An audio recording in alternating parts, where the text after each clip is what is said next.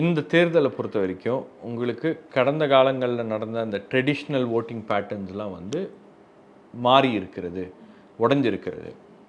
பெண்களுடைய அந்த emotional connect அப்படின்றது வந்து விஜயே அடிக்கடி அதை பேசுகிறாரு.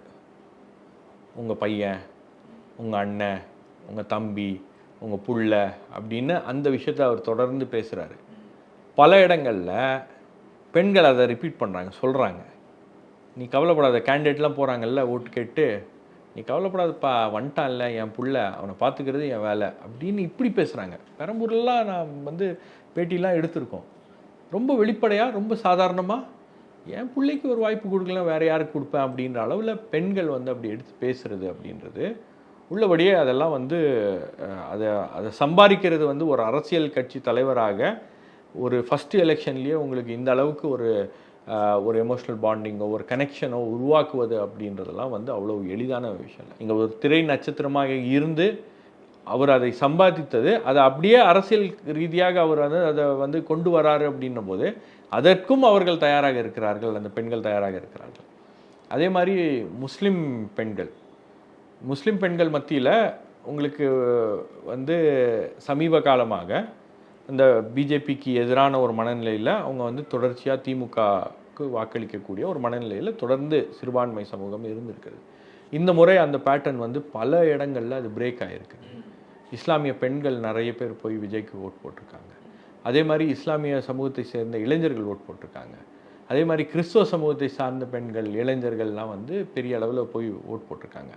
இத்தனைக்கும் பார்த்தீங்கன்னா ஆயர்கள் பேரவை ஒரு கட்டளையை கொடுக்குறாங்க. அதையும் வந்து ஆயர்களே சேலஞ்ச் பண்ணுறாங்க சமூகத்துக்குள்ள.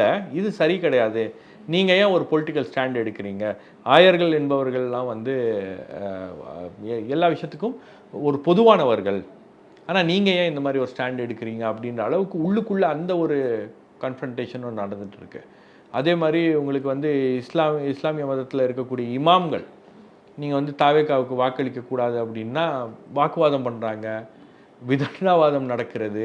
இது எல்லாமே வந்து ஒரு தேர்தலில் இந்த அளவுக்கு ஆக்டிவிட்டி வந்து இருந்தது கிடையாது. இந்த அளவுக்கு ஒரு பரபரப்பு வந்து கம்யூனிட்டிஸ்குள்ளே இருந்தது கிடையாது. அதே மாதிரி எல்லா ட்ரெடிஷ்னலாக இருக்கக்கூடிய சில விஷயங்கள்லாம் இருக்கு இல்லையா?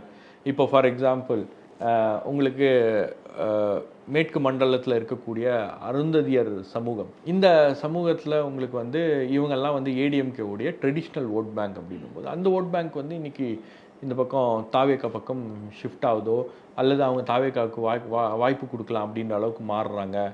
அதே மாதிரி இன்னொரு பக்கம் பார்த்திங்கன்னா உங்களுக்கு வந்து மீனவர்கள் வந்து உங்களுக்கு கன்னியாகுமரியிலேருந்து இந்த கோஸ்ட் வரைக்கும் நீங்கள் ராயபுரம் வரைக்கும் அதை தாண்டி போனால் கூட படகுகளில் வந்து தாவேகா கொடியை கட்டக்கூடிய அந்த காட்சிகள் அப்படின்றத பார்க்குறோம். ஸோ எல்லாமே வந்து ஒரு புது விஷயங்களை வந்து அவங்க தானாகவே அதை எடுத்துக்கிட்டு செய்கிறாங்க. பல இடங்களில் நீங்கள் வந்து தாவேகாவுடைய இந்த கூட்டங்களுக்கோ அல்லது இந்த கவரேஜ்க்கோ போகும்போது இந்த பூத்துலலாம் உட்காரக்கூடிய ஆட்கள் யார் அப்படின்னு பார்த்தீங்கன்னா ஒரு ட்ரெயின்டு அதிமுகலேருந்து வந்தவர்களோ அல்லது இப்போ அதிமுகவில் இருக்கக்கூடிய ஆட்களுக்கு ஒரு ட்ரைனிங் இருக்கும், ஒரு ஐடியா இருக்கும், ஒரு பொலிட்டிக்கல் ஒரு தோரணை இருக்கும்.